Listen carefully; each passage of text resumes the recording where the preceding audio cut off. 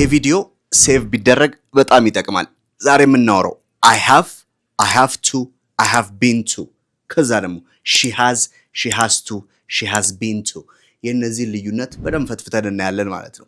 የመጀመሪያው I have ሲል አንድ ሰው ሁሉ ጊዜ አለኝ የሚለውን ወይ ደግሞ ምናልባት ሌላ ማታውቁት ደግሞ I have ሲል አለብኝ ወይ ደግሞ እንደዚህ አሞኛል የሚለውንም ይገልጻል። በኤግዛምፕል እንየው። 3 ጓደኞች አሉኝ በሉኝ እስቲ። I have 3 friends አይደል? ጨጓራ ህመም አለብኝ ወይ ደግሞ ጨጓራዬን ያመኛል ለማለትም ይሄ ይጠቅማል። I have gastritis አይደል? ጉንፋን ይዞኛል። I have flu ይሄን ማምጣት ይችላል። ሁለተኛው አንያት I have to ምንድነው? ማድረግ አለብኝ ነው አይደል? ስለዚህ ማድረግ አለብኝ ስትሉ ወደ ቤት መሄድ አለብኝ። I have to go home. ይሄን ማለት ይቻላል። ኦኬ I have to go home. I have been to ግን ሄጄ ነበር ወይ ደግሞ እዛ ሄጄ አውቃለሁ ነው። ኦኬ ስለዚህ ኤክስፒሪየንሳችሁን እያወራችሁ ነው። ዱባይ ሄጄ አውቃለሁ። I have been to Dubai. ኦኬ ጎንደር ሄጄ አውቃለሁ።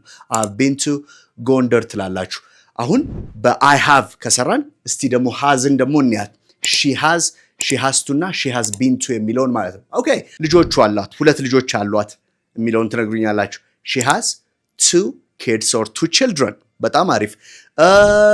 የደም ማነስ ወይም ካንሰር ወይ ምናምን አይበለውና አለባት ብንል she has cancer ነው አይደል? በጣም ጥሩ። እንዲህ ማድረግ አለባት ደግሞ ሲሆን she has to ትጠቀማላችሁ። ኦኬ እንዲህም በለው። ለምሳሌ በጊዜ መተኛት አለባት she has to sleep early አይደል? ስራ መስራት አለባት she has to work። በጣም አሪፍ። ጎንደር ሄዳ ዱባይ ሄዳ ሐረር ሄዳ ታውቃለች ካላችሁ ደግሞ she has been to ጎንደር she has been to ሐረር she has been to ታይላንድ ማለት ይቻላል ማለት ነው። ሶ እነዚህም በደንብ ያቸው ሴቭ አድርጉና እያንዳንዷን እናንተ ስሩ ኮሜንት ላይ። እናንተ ደግሞ I have to, I have been to, she has to, she has been to ያላችሁ የእናንተን ኤግዛምፕል አስቀምጡልኝ። We'll see you next time. Bye for now.